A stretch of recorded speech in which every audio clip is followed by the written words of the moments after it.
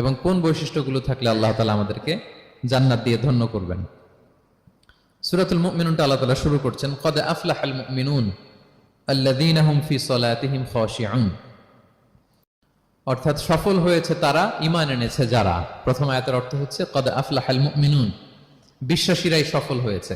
আল্লাহ তাআলা সফলতার মানদণ্ড এখানে ফিক্স করেছেন, ক্রাইটেরিয়া ফিক্স করেছেন ঈমান, বিশ্বাস, যেটা সবচাইতে দামি। সবচাইতে দামি কি? ঈমান, সবার উপরে ঈমান। এজন্য যারা ঈমান এনেছে আল্লাহর উপর, যারা বিশ্বাস স্থাপন করেছে, তারাই সফল হয়েছে। তো এই বিশ্বাসীদের কিছু গুণাবলী থাকতে হবে, কিছু ফিচার থাকতে হবে, তবেই তারা জান্নাতের ওয়ারিস হবে। সেগুলো কি আল্লাহ শুরু করছেন। আল্লাহ বললেন প্রথম বৈশিষ্ট্য হচ্ছে আল্লাযীনা হুম ফি সলাতিহিম খাশিউন। 7টা বৈশিষ্ট্যের প্রথমটা বলতেছি, যারা সফল হয়েছে বিশ্বাসীরা, ওই বিশ্বাসীরা যারা তাদের সালাতে বিনয়াবনত থাকে, বিনম্র থাকে। সালাত যখন আদায় করে তারা খুশু খুদুর সাথে সালাত আদায় করে, এটা হচ্ছে প্রথম বৈশিষ্ট্য। বিনয়ের সাথে। খুশু খুদু মানে হচ্ছে অন্তরের একাগ্রতা এবং অঙ্গ প্রত্যঙ্গের একাগ্রতা। খুব সহজে আপনার অন্তরটাও থাকবে, এখানে আল্লাহর ভয় থাকবে, একাগ্র চিত্তে আপনি আল্লাহকে স্মরণ করবেন। আবার অঙ্গ প্রত্যঙ্গগুলো ঠিক থাকবে, এগুলো নড়াচড়া করবে না। আমরা অনেকে সালাতে দাঁড়ালে খুব বেশি নড়াচড়া করি, সালাতে কিন্তু খুব বেশি মুভমেন্ট করা যায় না, এটা নিষেধ। খুব জরুরি প্রয়োজন ছাড়া মুভমেন্ট করা নিষেধ। তো আল্লাহ বলেন আল্লাযীনা হুম ফি সলাতিহিম খাশিউন, প্রথম বৈশিষ্ট্য হচ্ছে যারা তাদের সালাতে বিনয়াবনত থাকবে, একাগ্র চিত্তে সালাত আদায় করবে। এতটা একাগ্র চিত্তে তারা অন্তরের মধ্যে এই উপলব্ধি ধারণ করবে যে আমি যে ইবাদত করছি এটা আল্লাহ দেখছেন। Allah is watching me, Allah is observing me, Allah তাআলা সরাসরি দেখছেন। এবং রাসূল সাল্লাল্লাহু আলাইহি ওয়াসাল্লাম এটাই বলেছেন যে আনতা আবুদাল্লাহ কাআন্নাকা তারাহু ফাইন লাম তাকুন তারাহু ফাইন্নাহু ইয়ারাক। এমন ভাবে ইবাদত করো, মনে করো যে তুমি আল্লাহকে দেখছো। আর এটা যদি ভাবতে, এই উপলব্ধি আনতে যদি কষ্ট হয়, তাহলে অন্তত এতটুকু তো ভাবো যে আল্লাহ তোমায় দেখছেন, আল্লাহ আমাকে দেখছেন। এই ভাবনাটা অন্তরে আনা যায় না? চাইলেই আনা যায়। আমরা যেন এই উপলব্ধিটা নিজেদের মধ্যে, রিয়েলাইজেশনটা বিল্ড আপ করার চেষ্টা করি যে আমি যে মুসল্লায় দাঁড়ালাম, এই যে আমি কিয়ামুল লাইল করতেছি, এই যে তারাবিতে আমি বিশ্বঘাত পড়তেছি লম্বা সময় ধরে, আল্লাহ কিন্তু দেখছেন। আমার সিজদা, আমার রুকু, এগুলো আল্লাহ তাআলা সরাসরি কি করছেন? দেখছেন। এই ফিল নিয়ে যদি আপনি সালাতে দাঁড়ান, এটা হচ্ছে খুশু খুদু। সাহাবারা এতটা বিনয়াবনত ভাবে একাগ্র চিত্তে নিমগ্ন হয়ে সালাতে প্রবেশ করতেন, মরুভূমির মাঝখানে ওনারা সালাত পড়ার সময় মাঝে মাঝে মরুভূমির পাখি এসে ওনাদের কাঁধে বসে যেত, মাথায় বসে যেত। পাখিগুলো মনে করতো এগুলো হয়তো খেজুর গাছ টাছ কিছু একটা হবে। কি হবে? খেজুর গাছ হয়তো হবে। আবার যখন রুকুতে যেতেন, পাখি উড়াল দিত। তার মানে কি? খুব বিনয়াবনত ভাবে, বিনম্র চিত্তে ওনারা সালাত অফার করতেন। তাহলে এটা হচ্ছে প্রথম বৈশিষ্ট্য। প্রিয় ভাইরা, আমরা যেন সালাতে অত্যন্ত বিনয়ের সাথে, একাগ্র চিত্তে, with full of solemnity and submission, একটা সাবমিসিভ ভাব যেন আপনার থাকে, যে আপনি নিজেকে সর্বোচ্চ উজাড় করে নিজেকে আল্লাহর কাছে পেশ করছেন। এই অ্যাটিটিউডটা যেন আমাদের নামাজের মধ্যে থাকে। এটা হচ্ছে 1 নম্বর বৈশিষ্ট্য, আল্লাযীনা হুম ফি সলাতিহিম খাশিউন, যারা বিনয়াবনত ভাবে থাকে। অনেকে বলে হুজুর মন বসে না নামাজে আমার। এটা অনেকের প্রশ্ন, অনেকের জিজ্ঞাসা যে মনটা ধরে রাখতে পারি না। নামাজে দাঁড়ালেই সারাদিন যেটা মনে হয় না ওইটা নামাজে মনে চলে আসে, এরকম হয় না? সারাদিন এটাকে কি যেন ভাবতেছিলাম মনে নাই, নামাজে দাঁড়ালেই মন চলে আসে। তারপরে মনকে আরবিতে বলে, অন্তরকে বলে কলব। কলব মানে যেটা খুব নড়াচড়া করে, মুভমেন্ট করে, ওইটাই কলব। মন দেখবেন এদিকে ছোটে, ওদিকে ছোটে। ওই যে আমরা ছোটবেলায় একটা গান শুনতাম, গানটা হচ্ছে পাগল মন, মন কেন এত কথা বলে। মানে মন এদিকে ছোটে, ওদিকে ছোটে। মনকে ধরে রাখা বড্ড জটিল, কষ্টকর। তো এটা স্বাভাবিক। অনেকে বলে হুজুর আমার মন থাকে না নামাজে, একাগ্র চিত্তে নামাজ তো আদায় করতে চাই, কিন্তু মনটাকে ধরে রাখা যায় না। তো কিভাবে এই খুশু খুদু, সাবমিসিভনেস আপনি কিভাবে বাড়াবেন, এটাও বিষ্ণু সাল্লাল্লাহু আলাইহি ওয়াসাল্লাম আমাদেরকে ইনস্ট্রাক্ট করেছেন, গাইড করেছেন। কিভাবে এই খুশুটা আসবে, অন্তরের মধ্যে একাগ্রতা আসবে। 1 নম্বর পদ্ধতি হচ্ছে খুশু খুদু বাড়ানোর। সালাতে যখন আপনি দাঁড়াবেন, বিষ্ণু বলেন সল্লু সলাতান মুআদ্দিয়া। বিষ্ণু বলেন মনে করো যে নামাজটা পড়তেছো এটা হতে পারে তোমার বিদায়ী নামাজ, শেষ নামাজ জীবনের। হতে পারে না? ধরেন যে মাগরিবের সালাত যে আমরা আজকে পড়বো, এমন তো হতে পারে এটাই আমাদের জীবনের শেষ নামাজ। কি বলেন? হতে পারে কি না? পারে। আমরা কে কখন চলে যাব আমাদের তো জানা নাই। তো এই যে মুসল্লায় যখন আমরা দাঁড়াই, তখন কেন আমরা এটা ভাবি না যে it could be the last and final prayer in my life? হতে পারে এটাই আমার জীবনের শেষ নামাজ। এটা যদি আপনি ভাবতে পারেন তখন দেখবেন ঠিকই আপনার একাগ্রতা, সাবমিসিভনেস এটা বাড়তেছে। আপনাকে যদি বলা হয় যে আজকে রাত 10টায় তোমার দুনিয়ার সফর শেষ, নতুন স্টেশনে যেতে হবে, আলামুল বারজাকে, তোমার শেষ, তোমার মৃত্যু হয়ে যাবে। আজকে যে মাগরিব আর এই যে এশা আর যে তারাবির সালাত, এটাই তোমার লাস্ট নামাজ, যাও এটাই তোমার লাস্ট চান্স। এটা যদি আজকে আমরা জানি, এই হলরুমে যারা আছি, যদি এটা জেনে যায় যে আজকের তারাবিটাই শেষ তারাবি, শেষ সুযোগ, বলেন তো আমাদের অবস্থা কি হবে? প্রতিদিন ধরেন যে মাগরিবের নামাজের পরে একটু নিউজ দেখেন, একটু ফেসবুকে ঢুকেন, আজকেও তো ঢুকবেন তাই না? ঢুকবেন কি করবেন আজকে? আল্লাহ আকবার, সব বাদ দিয়ে অজু করে আতর মেখে জায়নামাজটা ভিজিয়ে দীর্ঘ কিয়ামুল লাইল করবেন, সিজদায় পড়ে চোখের পানি দিয়ে জায়নামাজ ভিজিয়ে দেবো আমরা, ঠিক কিনা? কারণ আমি নিশ্চিত হতে পেরেছি এটাই আমার শেষ নামাজ। তো এটা তো প্রত্যেক সালাতের ক্ষেত্রেই আমাদের প্রযোজ্য। আসলে আমরা যে নামাজ পড়ি, যে কোনো নামাজই তো আমার শেষ চান্স হতে পারে, কি বলেন? হতে পারে কি পারে না বলেন তো? পারে। এই টেকনিকটাই রাসূল সাল্লাল্লাহু আলাইহি ওয়াসাল্লাম শিখিয়েছেন, বলেছেন সাল্লু সালাতান মুআদ্দে, মনে করে এটাই হতে পারে তোমার জীবনের শেষ নামাজ। আমাদের ইউনিভার্সিটিতে ইমাম বেসার, যিনি চিফ ইমাম, উনি নামাজের আগে একটা চমৎকার অ্যানাউন্সমেন্ট দেয়। উনি বলে যে লেটস পারফর্ম দিস সালাহ as if this is our last and final prayer. চলুন এমন ভাবে নামাজটা পড়ি, ভাবি যে হতে পারে এটাই আমার জীবনের শেষ নামাজ। তাহলে সম্মানিত, শুধু এই ভাবনাটা নিয়ে যদি আমরা মুসল্লায় দাঁড়াই, দেখবেন যে ওই দিন আপনার মনে দিক সেদিক যাবে না, একটা ভয় কাজ করবে যে হায় রে, হতে পারে এটাই আমার লাস্ট চান্স, আর আমার রবকে সিজদা দেওয়ার সুযোগ হয়তো আমি আর পাবো না। তাহলে এখন থেকে আমরা সালাতে যখন দাঁড়াবো এটা ভাববো যে this could be my last chance in my life, হতে পারে এটাই শেষ চান্স, আমি একাগ্র চিত্তে আমার সালাতটাকে আল্লাহর কাছে উপস্থাপন করি। কি বলেন, পারা যাবে তো ইনশাআল্লাহ? খুশু খুদু বাড়ানোর 1 নম্বর টিপস। খুশু খুদু বাড়ানোর 2 নম্বর টিপস হচ্ছে তাড়াহুড়ো না করা। আমরা অনেকে তাড়াহুড়ো করি, রুকু থেকে হুট করে দাঁড়িয়ে যাই, তারপরে সোজা হয়ে দাঁড়িয়ে না থেকে তাড়াতাড়ি সেজদায় চলে যাই, 2 সেজদার মাঝখানে ধীরস্থির ভাবে বসার কথা, আমরা না বসেই 2য় সেজদায় চলে যাই। এই প্রবণতা আমাদের অনেকের আছে না? এটা কিন্তু নিষেধ। তা'দিলুল আরকান, বাকি সব মাযহাবে এটা ফরজ। আপনি তাড়াহুড়ো করলে আপনার নামাজই হবে না। আর আমাদের মাযহাবে, হানাফি মাযহাবে, এটা ওয়াজিব। ওয়াজিব তরক করলে সাউ সিজদা দিতে হয়। 2 সেজদার মাঝখানে আপনি সুস্থির হয়ে বসবেন। অনেকে দেখা যায় একটা সেজদা দিয়ে মাথা কোন রকম উঠিয়েই আরেক সেজদায় বসেও নাই ঠিক মতো আরামসে, এরকম আছে না? এটা যদি কেউ করে, আমাদের মাযহাব অনুযায়ী তার সাউ সিজদা দিতে হবে। তাহলে এরকম তাড়াহুড়ো করা যাবে? আর এখন থেকে তো কি করবেন বলেন? ধীরস্থির ভাবে নামাজ পড়বো। নো রাশিং ইন সালাহ, নো হ্যাস্টিনেস ইন সালাহ। নামাজে রাশ করা যাবে না, রিল্যাক্সের সাথে আমরা নামাজ পড়বো, ধীরস্থির ভাবে নামাজ পড়বো। রুকু সেজদাগুলো খুব চমৎকার ভাবে আদায় করবো। রাসূল সাল্লাল্লাহু আলাইহি ওয়াসাল্লামের রুকু যে দিতেন, ওনার পিঠটা এত স্ট্রেট ফরওয়ার্ড হতো, সাহাবারা বলতেন লাউ ইস্তাকাররা আলাইহিল মা লাসাব্বা আলাইহিল মা আলাস্তাকাররা। পানি ভর্তি 1 গ্লাস পানি যদি রাসূল সাল্লাল্লাহু আলাইহি ওয়াসাল্লামের রুকু দেওয়া পিঠের উপর রেখে দেওয়া হয়, পানিটাও পড়বে না, গ্লাসটাও ভাঙবে না। তার মানে এত স্ট্রেট ফরওয়ার্ড পিঠ ছিল। আবার রাসূল সাল্লাল্লাহু আলাইহি ওয়াসাল্লাম বলতেন আসওয়াউন নাসি সারিকাতান মান ইয়াসরিকু ফিস সালাহ। তিনি বললেন সবচাইতে বড় চোর যে নামাজে চুরি করে। সাহাবারা বললেন ওয়া কাইফা ইয়াসরিকু মিন সালাতিহি ইয়া রাসূলুল্লাহ, নামাজে আবার কিভাবে চুরি করে? রাসূল সাল্লাল্লাহু আলাইহি ওয়াসাল্লাম বললেন লা ইউতিম্মু রুকুআহা ওয়া সুজুদাহা, রুকু সেজদাগুলো সুন্দর করে আদায় করে না, সেই নামাজ চোর। আমরা যেন রুকু সেজদাগুলোকে খুব সুন্দরভাবে ধীরস্থির ভাবে যেন আমরা আদায় করি, আমরা যেন তাড়াহুড়ো না করি। রাসূল সাল্লাল্লাহু আলাইহি ওয়াসাল্লাম একবার মসজিদে নববীতে বসা, এক সাহাবী এসে নামাজ পড়ে রাসূল সাল্লাল্লাহু আলাইহি ওয়াসাল্লামকে সালাম দিলেন। রাসূল সাল্লাল্লাহু আলাইহি ওয়াসাল্লামের সালামের উত্তর দিয়ে বলেন ইরজিআ ফাসাল্লি ফাইন্নাকা লাম তুসাল্লি, যাও তুমি আবার নামাজটা পড়ে আসো, তোমার নামাজ হয়নি। সাহাবী যে আবার নামাজ পড়ে আবার আসলেন, রাসূল সাল্লাল্লাহু আলাইহি ওয়াসাল্লাম আবার বললেন সাল্লি ফাইন্নাকা লাম তুসাল্লি, নামাজ পড়ে এসো, হয় নাই। আবার গেলেন, আসলেন, আবার বললেন তুমি নামাজটা পড়ে আসো, হয় না। এবার তো বেচারা কেঁদে দিয়ে বলে ইয়া রাসূলুল্লাহ লা উহসিনু মিন যালিক, এর চেয়ে ভালো পারি না আমি, আপনি আমাকে শিখিয়ে দেন। রাসূল ইসলাম তখন বললেন যখন নামাজে দাঁড়াবা, ফাতিহা পড়বা আর একটা সূরা মেলাবা, ধীরস্থির ভাবে দাঁড়াবা। যখন রুকুতে যাবা হাত্তা তাতমাইন্না রাকিআন, ধীরস্থির ভাবে রুকু করবা। তুমি তাড়াহুড়ো করেছো, রুকু থেকে যখন সোজা হয়ে দাঁড়াবা ধীরস্থির ভাবে দাঁড়াবা, নাকি তাড়াহুড়ো করবেন?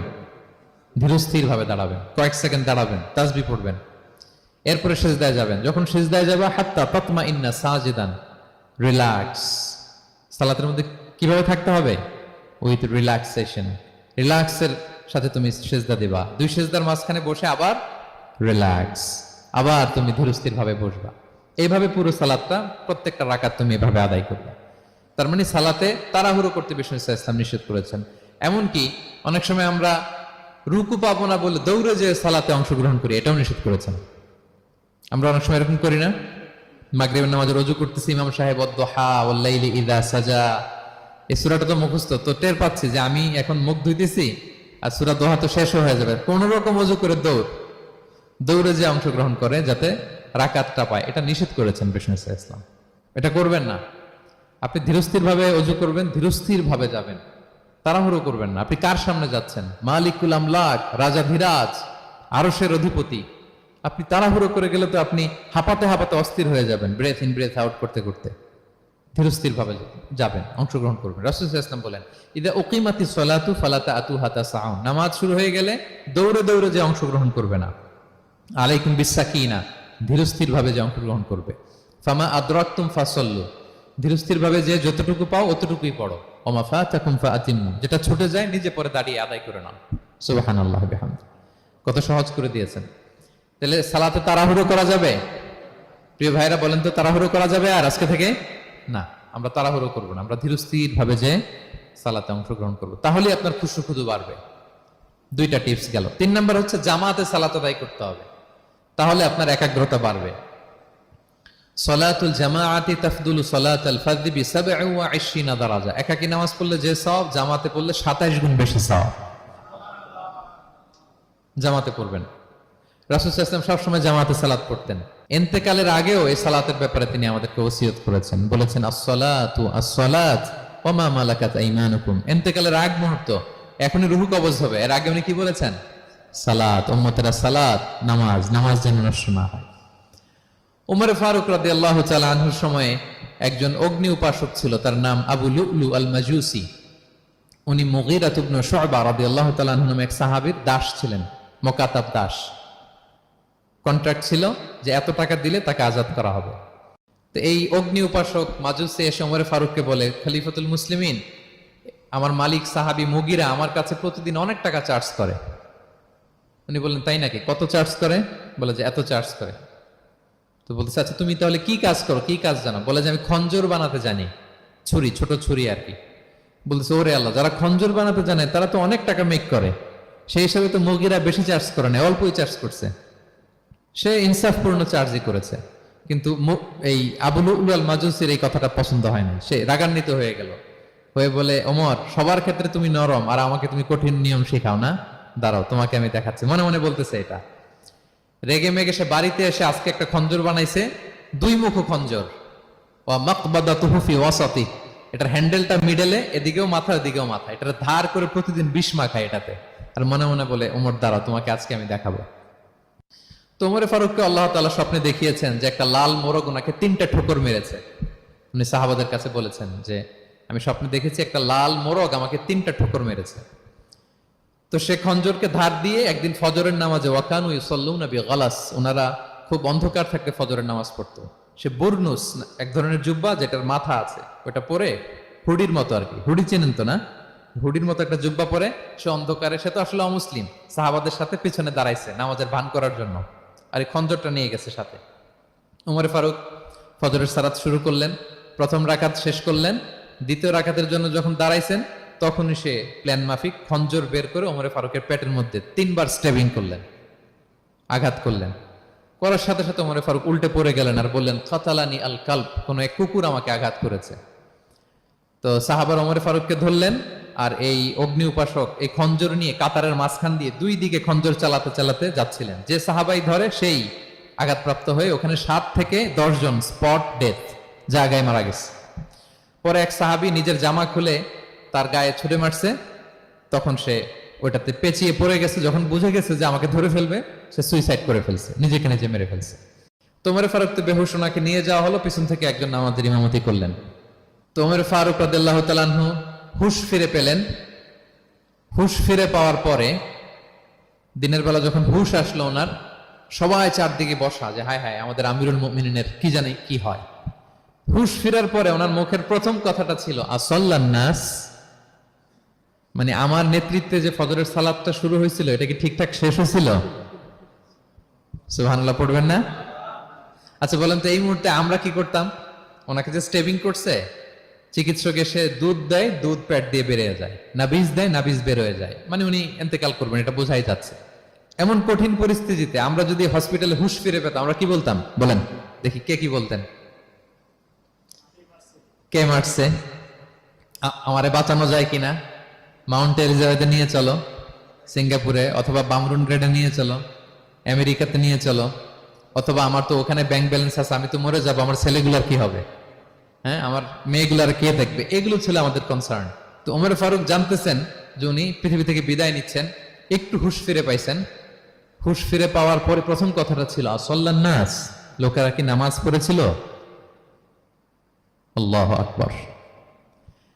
তাহলে এটা কত গুরুত্বপূর্ণ ইবাদত, কিভাবে এই সালাতকে সাহাবারা অফার করতেন।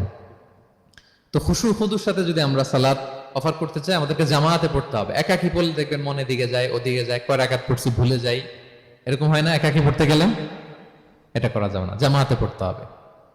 সালাতে কি কি বলতেছেন এগুলোর অর্থ বুঝে যদি সালাত অফার করেন, তাইলে আপনার সালাতে মনোযোগ থাকবে।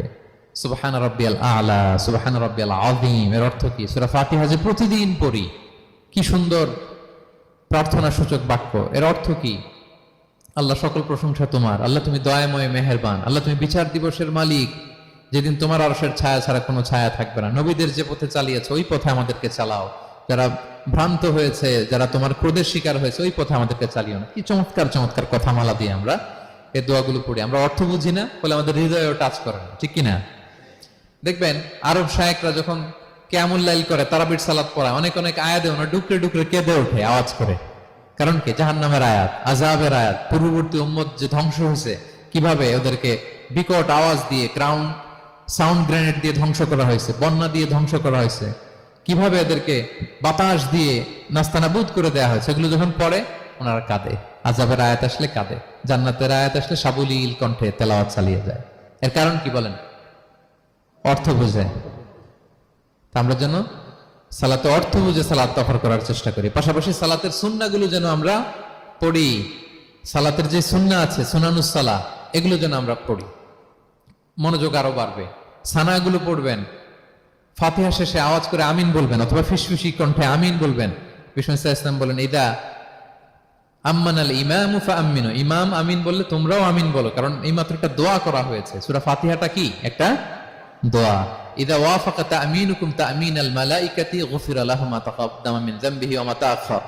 রাসূল সাল্লাল্লাহু আলাইহি ওয়াসাল্লাম বলেছেন, ইমাম যখন আমিন বলে তোমরাও তখন আমিন বলো, কারণ তোমরা যখন আমিন বলো ফেরেশতারাও আমিন বলে। আর তোমাদের আমিন আর ফেরেশতাদের আমিন যখন একসাথে হয়ে যায়, তোমাদের পূর্বের সব গুনাহ আল্লাহ মাফ করে দেয়। এটা আমিন বলা সুন্নাহ, বলবেন। নামাজ বাঁধার পরে সুন্নাত নামাজে, নফল নামাজে সানাগুলো পড়বেন, কত চমৎকার অর্থবোধক সানা আছে।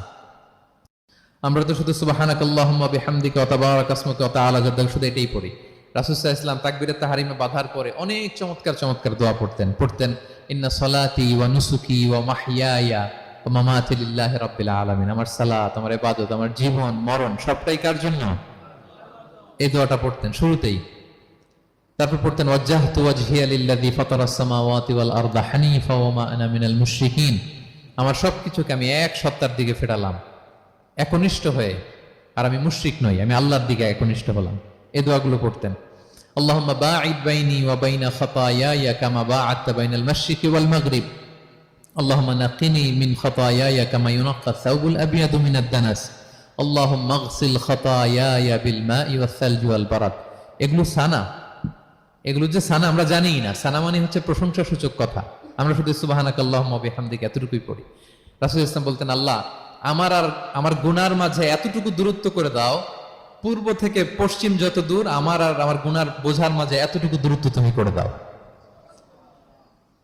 সাদা কাপড় যেমনি ধুয়ে ফকফকা করা হয়, আল্লাহ আমাকে তুমি গুনামুক্ত করে এরকম ফকফকা সাদা বানিয়ে দাও, শুভ্র বানিয়ে দাও। আল্লাহ আমাকে তুমি বরফ দিয়ে, ঠান্ডা পানি দিয়ে, তুষারপাত দিয়ে ধুয়ে আমার গুনাহগুলো তুমি পরিষ্কার করে আমাকে তুমি নিষ্পাপ করে দাও। এগুলো বলে এরপরে আলহামদুলিল্লাহ রাব্বিল আলামিন সূরা ফাতিহা শুরু করতেন। সালাম ফিরানোর আগে বিষ্ণু সাল্লাল্লাহু আলাইহি ওয়াসাল্লাম দোয়া মাসুর পড়তেন। কত চমৎকার মাসুর দোয়া আছে। আবার বিষ্ণু বলতেন, লা ইউসাল্লিমান্না আহাদুকুম হাত্তা ইয়াতাআওয়াযা আন আরবা মিন আযাবিল কবর, মিন আযাবি জাহান্নাম, মিন ফিতনাতিল মাহইয়া ওয়াল মামাত ওয়া মিন ফিতনাতিল মাসিহিদ দাজ্জাল। আমার কোন উম্মত যেন সালাম ফেরানোর আগে এই 4টা জিনিস থেকে পানাহ চাওয়া ছাড়া যেন সালাম না ফিরায়। একটা কি, আল্লাহ তুমি জাহান্নামের আযাব থেকে বাঁচাও, আল্লাহ তুমি কবরের আযাব থেকে বাঁচাও, আল্লাহ জীবন মরণের ফিতনা থেকে বাঁচাও, আল্লাহ তুমি দাজ্জালের ফিতনা থেকে বাঁচাও। পড়ে না আমিন। তো এত এঙ্গেজমেন্ট যদি আপনার নামাজে থাকে, আপনার মন এদিক সেদিক যাবে?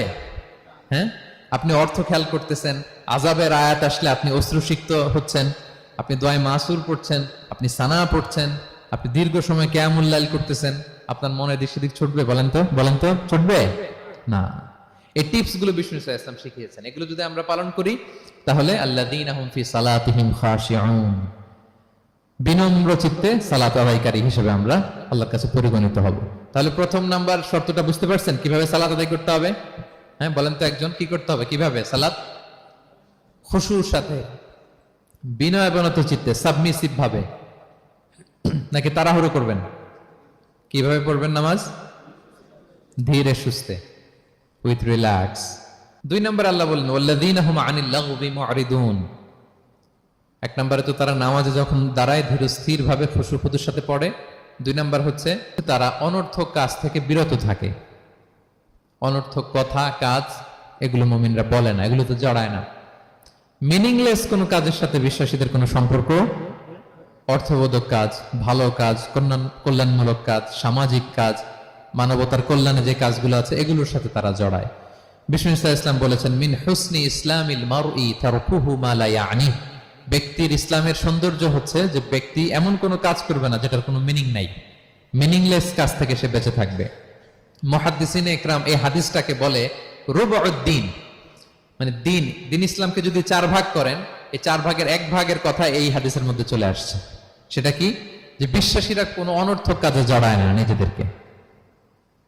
অনর্থক কাজ, কথাবার্তা, অপ্রয়োজনীয় আড্ডা, অপ্রয়োজনীয় খুশগল্প, অন্যকে নিয়ে সমালোচনা, অন্যের গীবত, শেকায়াত, ওর এই সমস্যা, ওর এই সমস্যা, চায়ের আড্ডাতে আমরা এরকম সমালোচনার ঝড় তুলি, ঠিক কিনা বলেন? ঠিক কিনা? এটা করা যাবে না। আপনি জান্নাতেরও ওয়ারিস হবেন, আবার চা মুখে নিয়ে আপনি শেকায়াত করবেন, গীবত করবেন, দুইটা একসাথে যাবে না। তাহলে বিশ্বাসীরা কোনো অনর্থক কাজে জড়ায় না, মিনিংলেস কাজে জড়ায় না। তারা ভালো কাজে, কল্যাণের কাজে জড়ায়। মিনিংলেস কোনো কথাও বলে না, কারণ তারা জানে মা ইয়ালফিদু মিন কাউলিন ইল্লা লাদাইহি রাকীবুন আতীদ। আমরা যা বলি, মুখ নিঃসৃত যা বের হয়, এটাকে লিখে রাখার জন্য একদল ফেরেশতা আছে, রাকীব পর্যবেক্ষণকারী, আতীদ একেবারে প্রহরীর মতো আছে। বললেই টুকে নেয়, বললেই টুকে নেয় সব। সূরা ইয়াসিন আল্লাহ বলেন ওয়া কুল্লা শাইইন আহসাইনাহু ফি ইমামিন মুবিন। আমি ইমামুম মুবিন নামক এক দালিলিক রেজিস্ট্রি খাতায় সবকিছু তুলে রাখছি, সব পাই টু পাই আপনি পাবেন। আপনি অবাক হবেন, মালি হাযাল কিতাবি লা ইউগাদিরু সাগীরাতান ওয়ালা কাবীরাতান ইল্লা আহসাহা। এটা কেমন আমলনামা, ছোট্ট ভালো কাজ করেছে ওইটাও আছে, ছোট্ট খারাপ করেছে ওইটাও আছে। অবাক হবেন আপনি, সব আল্লাহ তাআলা সেখানে তুলে রাখবেন। তো বিশ্বাসীরা কোনো অনর্থক কথা কাজের সাথে জড়ায় না, এজন্য কারণ তারা জানে এগুলো সব রেকর্ডেড, সব রেকর্ডেড। আপনার কোনো কাজ যদি রেকর্ড করা হয় এবং বলা হয় যে এটা গণমানুষের কাছে উপস্থাপন করা হবে, আপনি কি করবেন তখন বলেন তো? খুব সতর্ক হয়ে চলবেন, সতর্ক হয়ে বলবেন। হ্যাঁ, এই যে আমরা যে এই ক্যামেরা থাকলে যেভাবে কথা বলি, সবসময় কি এভাবে বলি না? আমরা যখন নিজেদের ঘরোয়া আড্ডায় বসে আমরা কত কথা বলে ফেলি, ইনফরমাল অনেক কথা বলি, যেগুলো ক্যামেরা থাকলে বলি না, কারণ এটা ফরমাল, এটা কোটি মানুষের কাছে যাবে, সবাই শুনবে, সবাই জানবে, জন্য আমরা সাবধান হয়ে কথা বলি। কি বলেন? তো এই যে এই ক্যামেরা কিন্তু অদৃশ্য ক্যামেরা চারদিকে আমাদের, ইমাম মুবিন নামক অদৃশ্য ক্যামেরা দিয়ে সব রেকর্ড করা হচ্ছে। রেকর্ড করে দিচ্ছেন কে? পাই টু পাই হিসাব চাওয়া হবে। আল্লাহর সুপ্রিম কোর্টের কাঠগড়ায় সব হিসাব চাইবেন আল্লাহ তাআলা, আপনি যে দেখবেন। তো বিশ্বাসীরা এই সেন্সটা মাথায় রাখে, সব যেহেতু রেকর্ডেড, যা মনে চায় মুখ দিয়ে বলা যাবে, যা মনে চায় করা যাবে না। এজন্য অহেতুক কথাবার্তা, অহেতুক সমালোচনা, অহেতুক গসিপিং, অহেতুক কমেন্টস এগুলো করব না। এখন সোশ্যাল মিডিয়ার যুগে দেখবেন যে কমেন্টস এর বন্যা বয়ে যায়, যার যেটা মনে চায়, কারণ ধরার কেউ নাই, দেখার কেউ নাই, বলার কেউ নাই, যা মনে চায় লিখতে থাকে। হ্যাঁ, বিশাল একজন বড় মাপের লোক, তার ওখানে যে লিখতেছে যা মনে চায়, গালি গালাজ, ওনাকে অ্যাডভাইস দেওয়া, নাসিহাত দেওয়া ইচ্ছে মতো। বিশ্বাসীরা এটা করে না, তারা অনর্থক কোনো কাজে জড়ায় না, এবং কেউ জড়াতে চাইলেও তাকে স্পেস দেয় না। একদল আছে দেখবেন যে আপনি আজে বাজে কাজে জড়ান না, এটা আবার অনেকের ভালো লাগে না, তো তারা এসে আপনাকে জড়াতে যাবে, তর্ক করবে, আপনার সাথে ডিবেট করবে, পায়ে পাড়া দিয়ে ঝগড়া করবে, এরকম আছে না নাই? আপনার কমেন্ট বক্সে এসে দেখবেন যে গালি দিবে, হ্যাঁ, ট্যাগিং করবে, পোক করবে, মানে আপনাকে অস্থির বানাতে চাইবে। আপনি কি করবেন? আপনিও আরেকটা গালি দিয়ে দিবেন কমেন্টসে, আপনারও তো স্বাধীনতা আছে নাকি? আপনিও দিবেন গালি, কি করবেন? সালাম দিবেন। কি দিবেন? ওয়াইদা খাতাবাহুমুল জাহিলুনা ক্বালু সালামা। সূরা ফুরকানে আল্লাহ বলেছেন যে মূর্খরা যখন অনর্থক তর্ক করতে আসতে চায়, বিশ্বাসীরা তাদের সাথে ওই ফাঁদে তারা পা দেয় না, তারা কি করে? সালাম দিয়ে কেটে পড়ে। তাহলে পায়ে পাড়া দিয়ে যদি কেউ এখন থেকে ঝগড়া করতে চায় আমাদের সাথে, আমরা কি করব? সালাম দিয়ে ওখান থেকে কেটে পড়ব। তাহলে বিশ্বাসীদের 2 নম্বর বৈশিষ্ট্য, ওয়াল্লাযীনা হুম আনিল লাগবি মুআরিদুন, বিশ্বাসীরা অনর্থক কাজে জড়ায় না। 3 নম্বর হচ্ছে ওয়াল্লাযীনা হুম লিয-যাকাতি ফাঈলুন, বিশ্বাসীরা তাদেরকে যদি আল্লাহ তাআলা ধন সম্পদ দিয়ে সমৃদ্ধশালী করে, তারা যাকাত দেয়। কি দেয়? আপনারা যাকাত দেন তো নাকি? দেখে তো মনে হচ্ছে সবাই ব্যবসায়ী, হ্যাঁ, চেহারা দেখে মনে হচ্ছে মাশাআল্লাহ অনেক সম্পদের মালিক। যাকাত দিতে হবে। আমরা যে যাকাত দেই, এটা কি আমরা করুণা করি? বলেন তো না। যাকাত হচ্ছে গরিবের হক। ওয়াফি আমওয়ালিহিম হাক্কুন লিস-সাইলি ওয়াল মাহরুম, আল্লাহ বলে ধনীদের সম্পদে গরিবদের অধিকার আছে। তা আপনি যখন কারো অধিকার দিলেন, আপনি কি তার প্রতি করুণা করলেন? হ্যাঁ, অধিকার কি করুণা? বলেন তো না। আপনার সম্পদে গরিবের অধিকার, আপনি করুণা করেন নাই, বরং আপনার থেকে যাকাত নিয়ে ওই গরিব আপনাকে করুণা করে গেছে। কারণ যাকাত নেয়া তার জন্য আবশ্যক না, আপনার দেয়া আবশ্যক। ও যদি বলে আমি যাকাত দিব না, তো আপনি কারে দিবেন? ও যাকাত গ্রহণ করে আপনাকে বাঁচালো। তাহলে credit goes to them, thanks goes to them. Islam চায় এই যে অর্থনৈতিক তারল্য, এটা সমাজে সবার কাছে থাক। এক পাশে গাছতলা, আরেক পাশে পাঁচতলা, এরকম বিভাজন ইসলাম চায় না। ইসলাম চায় সবার হাতে টাকা পয়সা থাক। কাইলা ইয়াকুনা দুলাতান বাইনাল আগনিয়াই মিনকুম, টাকা পয়সা যেন শুধু ধনীদের মধ্যে সার্কুলেট না হয়, সবার কাছে যেন যায়। এজন্য আল্লাহ বলেন তোমাদের সম্পদে গরিবের অধিকার আছে। এটা করুণা না, এটা অধিকার। আর যদি এই ফরজ ইবাদত আপনি আদায় না করেন, আল্লাহ বলেন কঠিন শাস্তি তোমাদের জন্য অপেক্ষা করছে। আল্লাযীনা ইয়াকনিজুনা আয-যাহাবা ওয়াল ফিদ্দাতা ওয়া লা ইউনফিকুনাহা ফি সাবিলিল্লাহ ফাবাশশিরহুম বিআযাবিন আলীম। স্বর্ণ জমায়, রূপা জমায়, ব্যাংক ব্যালেন্স, যাকাত দেয় না, তাদের জন্য কঠিন আযাব, কঠিন আযাবের সুসংবাদ দিয়েছেন আল্লাহ। দুঃসংবাদ না, সুসংবাদ। মানে হেয় করে, তুচ্ছ করে আল্লাহ তাআলা বলেছেন। ছেলে ইংরেজি পরীক্ষায় ফেল করছে, মা বলে ফেল করছে না, পড়াশোনা তো নাই, তোমার বাবা আসুক, এমন মাইট দিবে, মাইট দিলে মজা টের পাবা। আচ্ছা বলেন তো, মাইট দিলে কি মজা লাগে না ব্যথা লাগে? কিন্তু মা কি বলছে? মজা টের পাবা। মানে ওরে তুচ্ছ করে, তাচ্ছিল্য করে বলছে, মায়ের তীব্রতা বোঝানোর জন্য বলছে যে এমন মাইট দিবে, টের পাবা, দাঁড়াও, তোমার বাবা আসুক আজকে ঘরে। আল্লাহ ওইটাই বললেন। এই সম্পদগুলোকে লোহার খুন্তি বানিয়ে জাহান্নামের আগুনে পোড়ানো হবে। 3 জায়গায় ছাকা দেওয়া হবে। তুকুয়া বিহা জিবাহুম, কপালে, পাজরে, পিঠে। আর বলা হবে হাযা মা কানাসতুম, এগুলো তুমি জমায় রাখছিলে, দাও নাই মানুষকে। Bank balance, FDR, fixed deposit, price bond, এটা সেটা দাও নাই তুমি। আর হাদিসে এসেছে সুজা আন আকরা, টেকো সাপ হবে, মোস্ট ভেনোমাস স্নেক। সাপের মাথায় কিন্তু চুল গজায়, জানেন? সাপের মাথায় পশম আছে, কিন্তু যেই সাপের যেটা বেশি বিষাক্ত, এটার মাথায় পশমও থাকে না বিষের কারণে। এরকম সাপ ওই সম্পদগুলো সাপ হয়ে ছোবল মারবে আর বলবে আনা মালুক, আমি তোমার প্রাইস বন্ড, আমি তোমার ব্যাংক ব্যালেন্স, আমাকে খাওয়ার জন্য তো রাখছিল, আজকে উপভোগ করো। আল্লাহু আকবার। আল্লাহ আমাদেরকে হেফাজত করুক। সো যাদের সম্পদ আছে আমরা যেন যাকাত দেই, হিসেব করে করে যেন দেই। আপনাদের স্ত্রীদের যাদের অর্নামেন্টস, জুয়েলারি আছে, তারা যেন তাদের সম্পদের যাকাত দেয়। 25 গ্রাম যদি সোনা থাকে বা 595 গ্রাম যদি রূপা থাকে, অথবা এই পরিমাণ সম্পদ থাকে, ভাবিরাও যাকাত দিতে হবে। এটা ইন্ডিভিজুয়াল ইবাদত। আপনার যাকাত আপনার, ভাবির যাকাত ভাবির। আপনি চাইলে টাকা দিয়ে হেল্প করতে পারেন, কিন্তু ওনারও হিসাব করতে হবে, এবং এটা কম্পালসারি, দিতেই হবে, দিতেই হবে। তাহলে ওয়াল্লাযীনা হুম লিয-যাকাতি ফাঈলুন, 4 নম্বর হচ্ছে তারা যাকাত দেয়।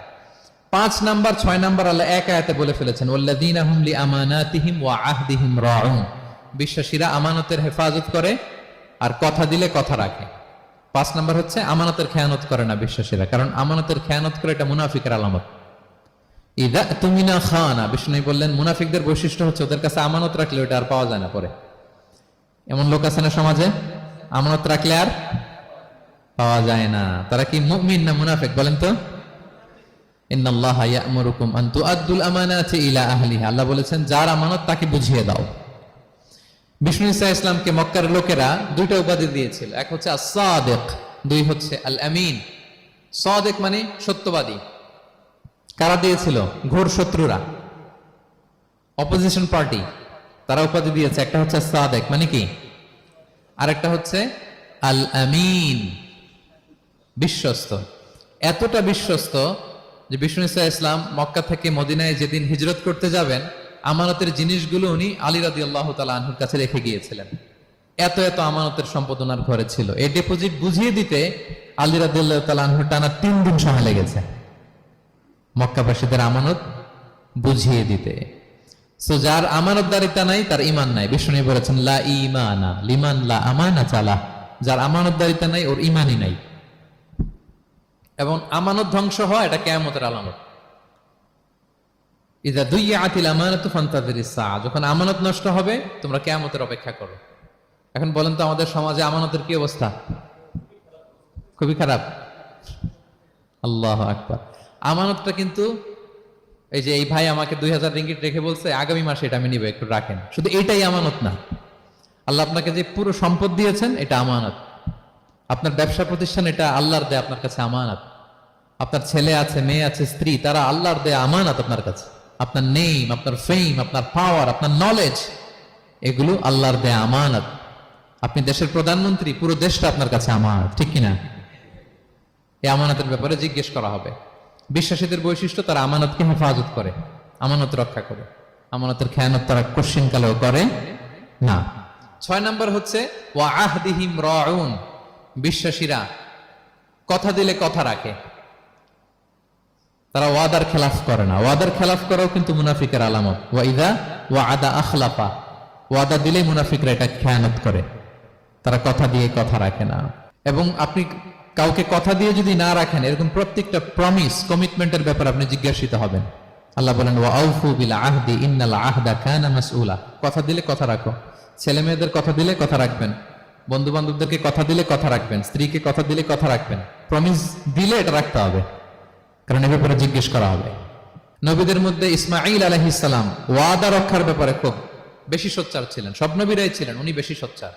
এজন্য আল্লাহ বলেন ওয়াজকুর ফিল কিতাবি ইসমাঈল ইন্নাহু কানা সাদিকাল ওয়াদি ওয়া কানা রাসূলান নাবিয়্যা। উনি ছিলেন সাদিকাল ওয়াদ, প্রতিশ্রুতি রাখতেন। এক লোকের সাথে ওনার কথা হলো যে আগামীকাল বিকেলে ওনারা দেখা করবেন। ইসমাঈল সাল্লাম বিকেলবেলা আগামীকাল যে এক গাছের নিচে কমিটমেন্ট ছিল যে অপেক্ষা করলেন, কিন্তু ওই লোক আসে নাই, ভুলে গেছে। ইসমাঈল সাল্লাম ভাবলেন আজকে ভুলে গেছে, মনে হয় আগামীকাল আসবে, আগামীকাল আমি যাব। এরপরের দিন আল্লাহ নবী ইসমাইল যে ওই লোকের জন্য ওখানে হাজির, কিন্তু ওই লোক ওই দিনও আসে নাই। ইসমাঈল সাল্লাম বললেন মনে হয় এরপরের দিন আসবে। ইসমাঈল সাল্লাম এরপরের দিনও যায় হাজির। এভাবে একদিন 2 দিন না, টানা 30 দিন উনি আসরের পরে ওই গাছের নিচে ওই লোকের জন্য অপেক্ষা করেছেন। কারণ ইন্নাল আহদা কানা মাসউলা, কথা দিলে কথা রাখতে হবে। তো এখন আমরা কথা দিয়ে কথা রাখি তো নাকি? রাখেন রাখেন, সবাই বলেন এই চেষ্টা করতে হবে, রাইট? কথা দিলে আমরা যেন কথা রাখি। সব শেষে 7 নাম্বার আল্লাহ বললেন ওয়াল্লাযীনা হুম আলা সালাওয়াতিহিম ইউহাফিজুন, বিশ্বাসীরা তাদের সালাত হেফাজত করে। একটু খেয়াল করে দেখেন, 7টা গুণের প্রথমটাও কি নিয়ে? সালাত নিয়ে, আবার শেষটাও। তার মানে কি বোঝা গেল? এটা বেশি গুরুত্বপূর্ণ না কম গুরুত্বপূর্ণ? সব নষ্ট হতে পারে, মুমিনের নামাজ নষ্ট হতে পারে, নামাজকে হেফাজত করতে হবে। হাফিজু আলা সালাওয়াত, আল্লাহ বললেন তোমাদের নামাজগুলোকে তোমরা হেফাজত করো। আগের যুগের উম্মতেরা সেনাগলকে না গেলে ইবাদত করতে পারতো না, চার্চে না গেলে ইবাদত করতে পারতো না, কিন্তু আমরা মসজিদেও নামাজ পড়তে পারি, বাইরেও পড়তে পারি। 5টা বিশেষ বৈশিষ্ট্য আল্লাহ তাআলা বিষ্ণু ঈসা ইসলামকে দিয়েছিলেন। এর মধ্যে একটা হচ্ছে জুইলাত লি আল আরদু কুল্লুহা মাসজিদান ওয়া তাহুরা, আল্লাহ আমার জন্য পুরো জমিনটারে মসজিদ বানায় দিয়েছে। পুরো জমিন, আপনি ফ্লাই করতেছেন, বিমানে পড়তে পারবেন, আপনি সাগরে আছেন, জাহাজে পড়তে পারবেন। আপনি বিকেলবেলা মাঠে আছেন, অজু থাকলে আল্লাহু আকবার বলে দাঁড়ায় যাবেন বন্ধুদেরকে নিয়ে, যে কোনো জায়গায় নামাজ পড়া যায়, ঠিক কিনা? এই নামাজ নিয়ে কোনো এক্সকিউজ চলবে না। No excuse will be granted that day. দাঁড়িয়ে পড়তে পারেন না, বসে পড়তে হবে। বসে পারেন না তো শুয়ে পড়তে হবে। শুয়ে পারেন না তো ইশারায় পড়তে হবে। অজুর জন্য পানি নাই তো তায়াম্মুম করে পড়তে হবে, ঠিক কিনা? হাফিজু আলাস সালাওয়াত, সালাতের ব্যাপারে সচেষ্ট হও, কারণ এটা প্রথম হিসেব চাইবেন আল্লাহ। আল্লাহ বলেন আউয়ালু মা ইউহাসাবু বিহিল আবদু ইয়াউমাল কিয়ামাতি আস-সালাহ। কিয়ামতের সর্বপ্রথম হিসেব হবে নামাজের। আওয়াজ করে বলেন কিসের? ফাইন সলুহাত সলুহা সাইরু আমালি। নামাজের হিসেব যদি সহজ হয় সব সহজ, আর নামাজের হিসেব যদি গন্ডগোল হয় পুরো আমল নামায় গন্ডগোল লেগে যাবে প্রিয় ভাইরা। তাই আমরা যেন সালাতের ব্যাপারে যত্নবান হই।